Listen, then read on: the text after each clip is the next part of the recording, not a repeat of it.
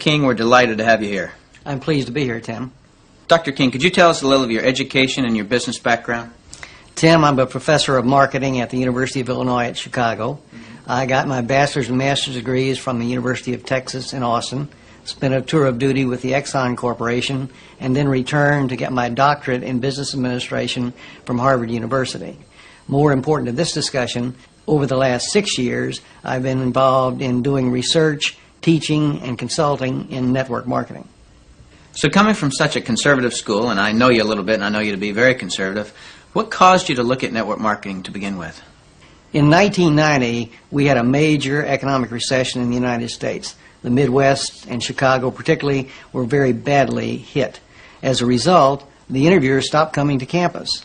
We were graduating hundreds of students a semester, and they weren't getting jobs. Our alumni were coming back to us, losing their jobs, looking for help, and we had nothing to offer them. Now, I started looking, because of my background in business consulting, at alternative career paths. I went out and I looked at starting your own business, at home-based businesses. I looked at franchising. I looked at direct selling. And in the direct selling arena, I backed into network marketing. Now, I was very cynical, skeptical. Tim, I was negative about network marketing. They don't teach network marketing at the Harvard Business School, and I didn't know much about it. The end result was one of my students who was on the team asked me, "Why are you so negative about network marketing?" I looked at that young man and I said, "Son, I know enough to know I don't want to know any more." That student looked at me and he said, "Professor, if I gave you that answer to that question with no more information than you have, you would give me an F." I turned to him and I said, "Son, you're absolutely right. I have no basis for that conclusion. You just made an A." As a result, we went to the library, we went to meetings, and for the next 6 months, we did due diligence on the network marketing industry. I visited the top companies, I talked to network marketing leaders, I became an evangelist. In 1990-91, we started teaching network marketing in the marketing curriculum at the university. Wow.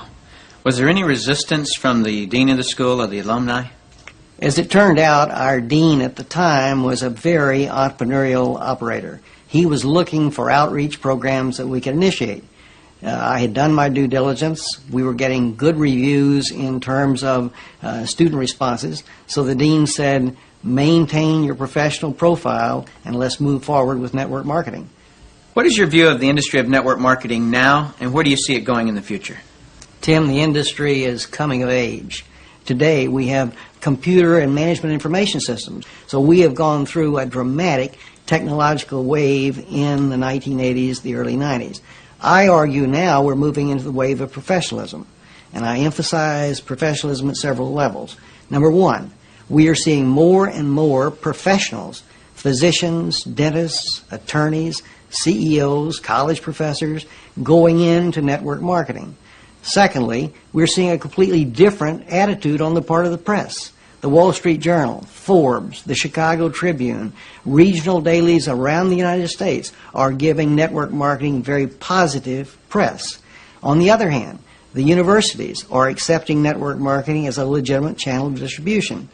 The University of Illinois Chicago has offered the first certificate seminar in network marketing in the history of the industry. The University of Houston is going to be sponsoring network marketing as part of their outreach entrepreneurial programs. We are seeing more and more community colleges setting up network marketing courses on their campuses. So I see this industry growing dramatically over the next 10 years. It's currently a $20 billion industry in the United States. We have 7 to 10 million distributors in operation.